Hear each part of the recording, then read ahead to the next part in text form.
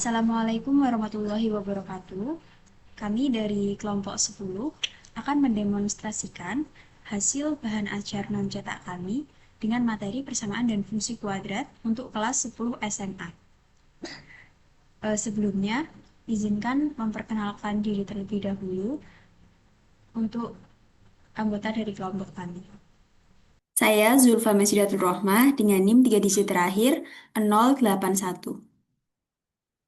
Saya Marsianis Karkinanti dengan 3 digit NIM terakhir saya 126. Wabarakatuh. Perkenalkan, nama saya Selemita Claudia Diasti dengan 3 digit NIM terakhir 184. Kami mengambil materi mengenai persamaan dan fungsi kuadrat untuk kelas 10 SMA. Untuk langsung saja klik pada tombol play. Sebelum menuju ke halaman selanjutnya, yuk buka dulu pada bagian petunjuk dan tujuan pembelajaran. Yang pertama di sini kita klik pada bagian menu petunjuk. Nah, pada bagian petunjuk ini itu dijelaskan mengenai cara penggunaan dari bahan ajar ini dan juga di sini dijelaskan mengenai poin-poin yang ada pada PPT ini, yaitu ada uraian materi, latihan soal, kuis, dan juga materi pendukung. Selain itu, di sini juga dijelaskan mengenai penggunaan tombol-tombol yang ada pada bahan ajar ini. Setelah itu kita kembali dan pilih pada bagian tujuan pembelajaran. Nah, di tujuan pembelajaran ini itu terdapat capaian pembelajaran dan juga tujuan pembelajaran, di mana siswa dapat mengetahui apa saja tujuan pembelajaran yang ingin dicapai. Setelah membaca ini, lalu pada bagian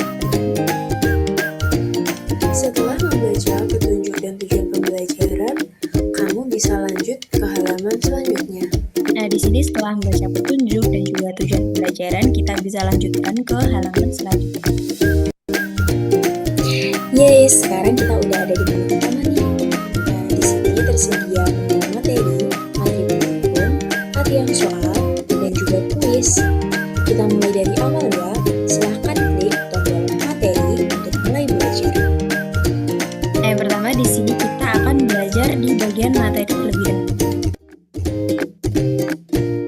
Nah, pada bagian materi ini itu dibagi menjadi dua bagian besar. Yang pertama ada persamaan kuadrat dan juga fungsi kuadrat. Yang pertama kita pilih dulu pada bagian persamaan kuadrat. Nah, pada persamaan kuadrat ini itu akan menjelaskan ciri persamaan kuadrat, bentuk persamaan kuadrat, contoh, dan juga menentukan akar kuadrat. Dimana menentukan akar ini ketiga lagi, di sini ada pengaturan, melengkapi kuadrat sempurna, dan juga rumus ABC. Nah, yang pertama kita pilih pada bagian pemfaktoran.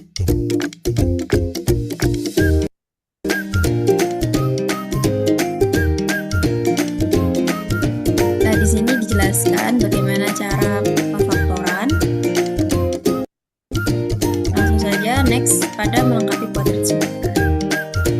Di sini juga dijelaskan bagaimana cara menyelesaikan pada kuadrat sempurna. Lalu next. Nah, di sini terakhir ada rumus ABC. Nah, pada rumus ABC ini juga dijelaskan, terus ada rumusnya seperti apa dan juga dijelaskan mengenai diskriminan. Nah, setelah belajar semua, kita klik kembali. Nah, di sini yang kedua ada fungsi kuadrat. Jadi fungsi kuadrat ini dijelaskan mengenai definisi dan juga langkah-langkah menggambar grafik fungsi kuadrat. Langsung saja next. Sini juga dijelaskan mengenai kedudukan grafik fungsi ketika A-nya lebih dari 0 dan B-nya lebih dari 0, A-nya lebih dari 0, B-nya lebih dari 0, dan lain sebagainya. Nah, setelah selesai kita pilih pada klik. Kita kembali. Setelah selesai belajar materi, sekarang yuk kita klik pada materi pendukung untuk memperdalam wawasan Anda sebelum lanjut ke tahapan berikutnya.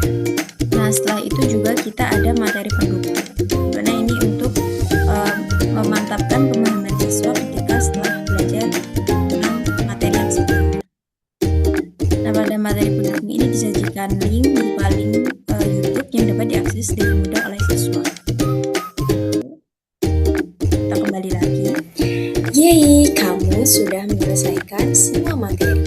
Untuk mengasah kemampuanmu, yuk kita masuk ke latihan.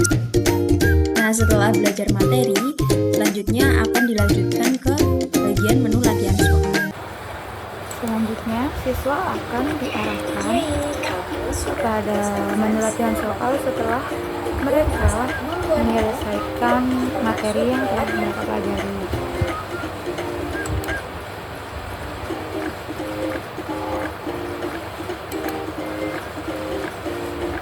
Sini mereka akan masuk kepada sebuah link, yaitu Quizlet berupa game edukasi. Ini mereka akan diarahkan pada satu karakter di mana mereka akan menjelaskan apa yang terjadi di sini.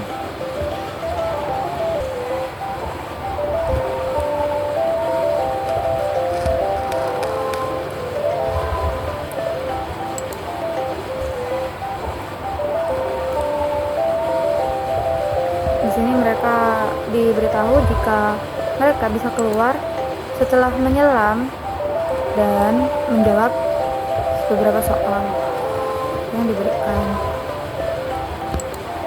Nah, di sini siswa akan diberikan beberapa pilihan jawaban. Jika siswa ini menjawab benar, maka mereka akan mendapatkan poin tambahan. Dan begitu juga pada soal-soal berikutnya. Di sini mereka akan dihadapkan oleh 7 soal.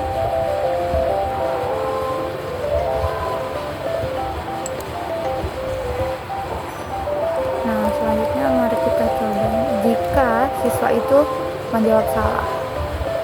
Nah, jika siswa menjawab salah, maka mereka akan tetap bisa lanjut, namun poin yang mereka dapatkan tidak akan bertambah. Begitu. Lanjutnya hingga soal habis.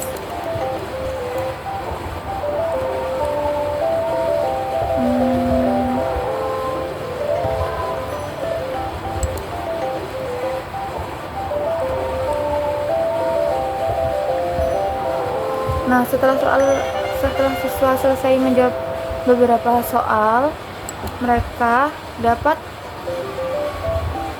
keluar dari sebuah bawah laut tadi. Nah, di sini terlihat berapa mereka berhasil menjawab secara benar dan waktu yang mereka ambil serta peringkat yang mereka dapatkan. Jadi poin itu berfungsi sebagai peringkat saat game ini dimainkan oleh banyak siswa secara bersamaan. Nah, di sini mereka dapat melihat akumulasi dari soal-soal yang mereka dapatkan serta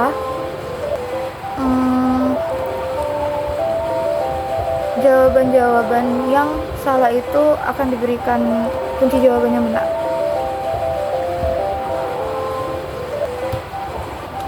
Itu untuk game yang akan mereka mainkan. Lalu mereka perlu kembali pada gamenya. Sini masuk dan kembali ke menu sebelumnya.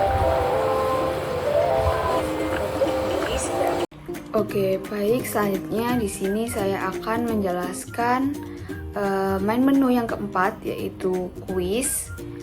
Nah, di sini sudah ada pilihannya, tinggal kita menekan saja kuisnya dan perlu diperhatikan bahwa saat menekan itu pastikan kursor itu membentuk seperti ini, bukan tanda panah.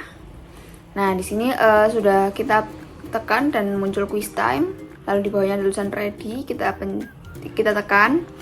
Lalu di sini muncul soal yang pertama. Nah, di sini ada 4 pilihan, kita harus memilih salah satu pilihan. Nah, sebelum menekan pilihan, kita membaca soal terlebih dahulu dan kita pastikan jawaban yang benar. Misalkan kita di sini menjawab -6. Oke, kita tekan, kita pencet.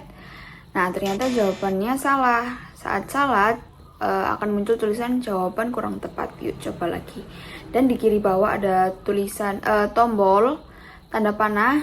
Nah, itu fungsinya untuk kembali lagi ke soal sehingga kita memilih jawaban yang benar, dan saat jawaban benar maka akan muncul tulisan jawaban benar, dan di bawah kanan itu ada tombol untuk next question, next pertanyaan.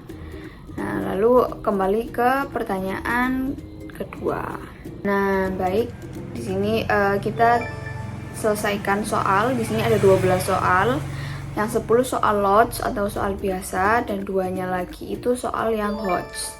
Nah, di sini kita mengerjakan seperti biasa, kita percepat saja hingga jawaban benar. Karena kalau salah nanti akan kembali lagi ke soal sampai jawaban kita benar. Ini untuk nomor 6-nya. Kita percepat saja.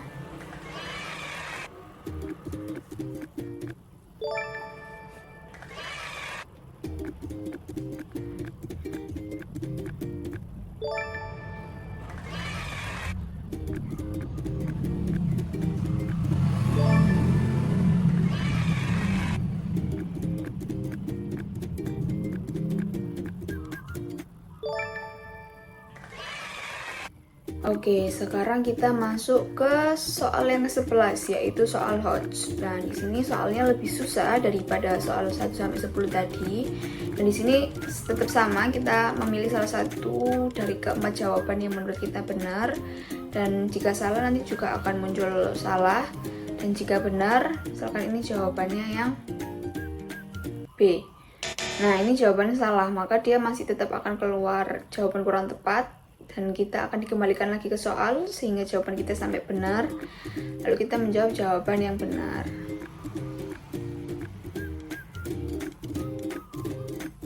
Nah,